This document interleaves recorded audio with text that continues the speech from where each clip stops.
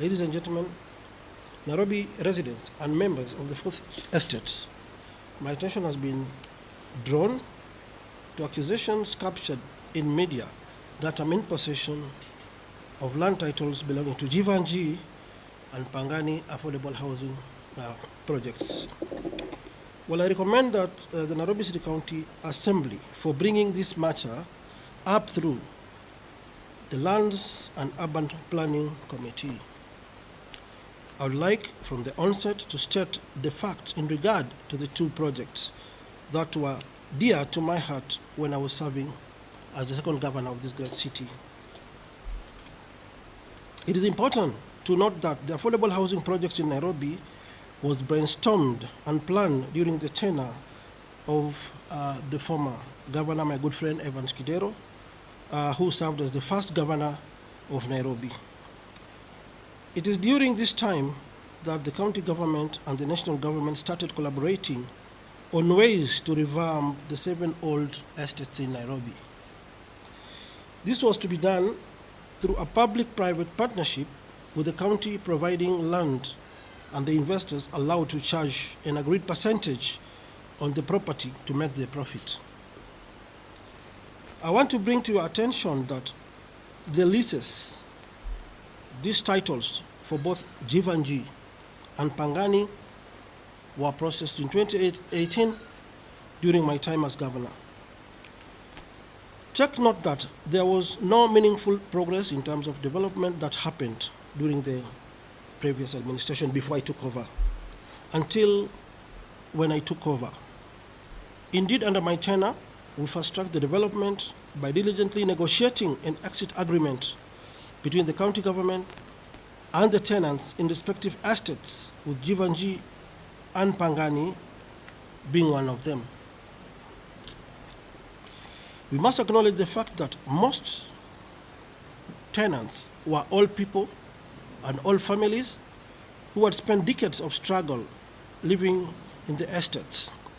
We therefore agreed to give every tenant a sum of Kenya shillings 600,000 as a facilitation fee applicable for 2 years for them to find alternative accommodation within the city as they awaited the completion of the projects. Further, take note that being a people's governor by then, I was never going to allow forceful evictions or transfer of people without a clear plan.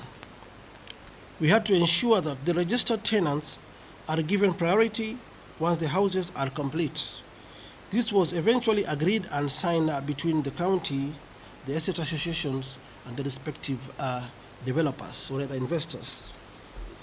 We started the Jeevanjee project with a plan to put up 1,830 units, while Pangani was to give, or rather have, 1,562 housing units. The investors had to pump around 3 to 4 billion, as stated earlier. This was public-private partnership. I wish to state, it is my belief that Nairobi City County Government and the Oversight Committee in charge of this matter must be discerning enough to know that the Ministry of Lands registries are normally the custodian of the records. If they take time, they realize the leases were processed in the year 2018. It is officially captured.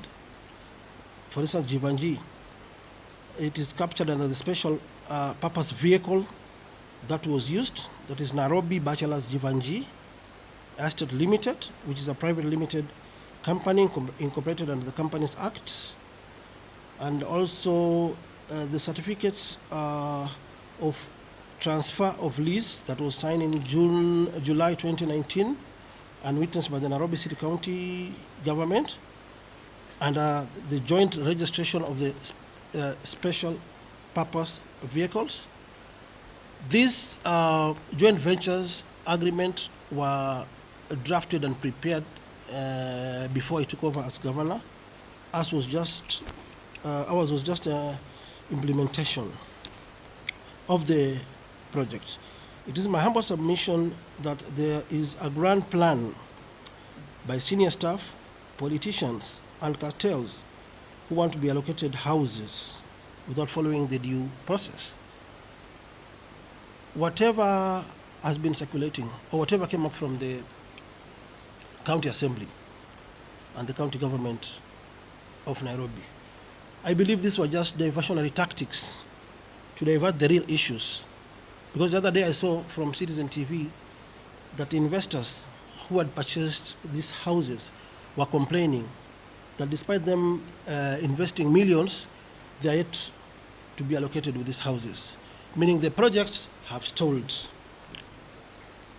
It is well documented that during my tenure, the county had a seamless and good working relationship with the national government in executing the affordable housing project in Nairobi. A good example is the 1,370 affordable housing units in Park Road, Ngara project. It is the first affordable housing project of the Kenya government to improve people's livelihood, and the first project of the affordable housing plan of the Big Four agenda by that time by the former President Uhuru Kenyatta. It is here that our legendary athlete mkimbiaji Faith Kipyegon, who was gifted a spacious house by the current president. I therefore call upon the Governor Johnson Sakaja, the Nairobi City County Government, to focus on provision of providing necessary support to ensure the projects are complete without much drama na siasa.